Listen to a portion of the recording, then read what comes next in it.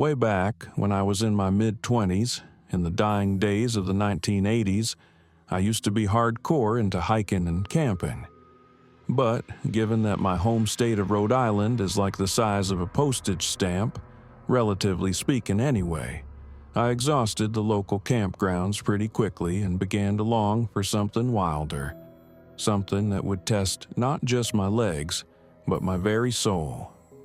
I'd heard whispers about the Appalachian Trail, how hiking it was a badge of honor among those who shared my passion for the outdoors. My uncle on my dad's side had conquered the whole damn thing over the course of one summer back in the 50s, and he never shut up about it. Made it sound absolutely magical, like there was true wilderness out there, ancient and untamed, just waiting to swallow you whole.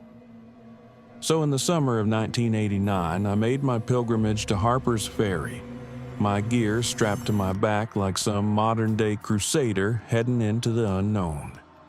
The first few days were hell on earth, my body screaming protests I'd never heard before. But I adapted, as humans do. What I didn't know was that something else was adapting too, watching, learning my patterns. Every night, I'd pitch my little orange dome tent away from game trails. I'd heard stories about timber rattlers and black bears, though I figured most were tall tales. Still, better safe than sorry in these ancient mountains where things older than memory still prowled. But it wasn't the wildlife I should have worried about. That first night, I woke to scratching. Not the random scraping a branch against fabric, but something deliberate, methodical, like fingernails, long, yellowed fingernails, dragging slowly across the tent wall just inches from my head. My blood turned to ice water in my veins as I realized whatever was out there was testing the tent walls, searching for weaknesses with the patience of a predator that had all the time in the world.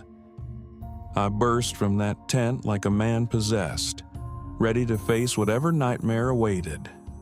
But there was nothing, just empty darkness and the whisper of wind through trees that suddenly seemed to be watching me with 1,000 unseen eyes. I broke camp in record time and hiked 2 miles in pitch blackness, my flashlight beam dancing like a drunken firefly. But you can't outrun something that knows these mountains better than you know your own reflection. A week passed, 150 miles of trail behind me, and I'd almost convinced myself it was just paranoia. The mountains playing tricks on a city boy's overactive imagination. I'd even bought bear spray and a camping mirror, talismans against the darkness that lurked just beyond the firelight. But that night, I woke to the sound of my tent zipper being pulled down with surgical precision. Someone, or something, was opening my sanctuary from the outside, taking their sweet, sadistic time about it, like they wanted me awake, wanted me to know what was happening. The tent fabric pressed inward as something heavy settled on top, and then I heard it. A low chuckling that seemed to bubble up from the very bowels of hell itself. Before I could fully process what was happening, the entire tent lurched sideways. I was being dragged, trapped like prey in a web, hauled through the forest floor toward God knows what fate. The tent had become my cocoon, my tomb, twisted around me like a burial shroud. But my grandfather's old Navy Zippo, battered and sharp-edged from decades of use, became my salvation. I scraped and tore at that nylon prison until I burst free like something being born from nightmare into a world that suddenly seemed no safer than the trap I'd escaped. I ran until my lungs felt like they were filled with broken glass, finally collapsing on the porch of a cabin where an elderly couple took pity on a wild-eyed stranger babbling about monsters in the woods. When I told them my story, they exchanged a look, the kind of look that said they'd heard similar tales before. The sheriff who came the next morning found drag marks, found the spot where my tent had been, but the tent itself, gone. Vanished like it had never existed at all. He suggested I'd had some kind of episode, stress and isolation playing tricks on an exhausted mind. But I knew better. Some things in these mountains don't follow the rules of civilized society. Some things have been hiding in these hollers for generations, living by older laws, hunting by instincts that predate human civilization. When I finally told my uncle, he just nodded, slow and knowing. There are folks back in them hollers, he said, who've been hiding from the world for generations. And sometimes, boy, they get hungry for company. The trail's still there, winding through those ancient mountains, but so is whatever tried to drag me into the darkness that night. And some trails, once you've walked them, never really let you go. Story 2. Sarah Chen thought she was prepared for the Appalachian Trail. 28 years old, fresh off a bitter divorce, she'd traded her corporate cubicle for a backpack and a promise to herself. 3 weeks alone in the wilderness to find whatever piece of her soul had gone missing in the wreckage of her old life. She'd started at Harper's Ferry, same as thousands before her, but by the third day, she knew something was wrong. It wasn't the physical exhaustion. She'd trained for that. It wasn't even the isolation. She'd craved that. It was the feeling that she wasn't alone, even when she demonstrably was. The camping mirror she'd bought as an afterthought became her obsession. A small, round piece of polished metal that let her check behind her without turning around. At first, it was just paranoia, urban anxiety following her into the wild, but by the end of the first week, she was checking that mirror every few minutes, and what she saw in its reflection made her question everything she thought she knew about being alone. It started as movement in her peripheral vision, just a flicker of something that shouldn't be there. When she'd spin around, nothing. Empty trail, silent trees, the whisper of wind through leaves. But the mirror told a different story. In that small circle of reflected reality, she began to catch glimpses of a figure. Always distant, always just at the edge of visibility, but always there. Tall, impossibly thin, moving with a gliding gait that seemed to cover ground without disturbing so much as a fallen leaf. She told herself it was another hiker. The trail was popular. People passed each other all the time. But this figure never got closer, never passed her, never called out a friendly greeting. It just followed, matching her pace exactly, stopping when she stopped, moving when she moved. By the second week, she'd stopped using the main campsites. Something primal in her brain, some ancient survival instinct inherited from ancestors who knew when they were being hunted, screamed at her to get off the beaten path. She started camping in hidden clearings, covering her tracks, doubling back on false trails. But the mirror always showed the same thing.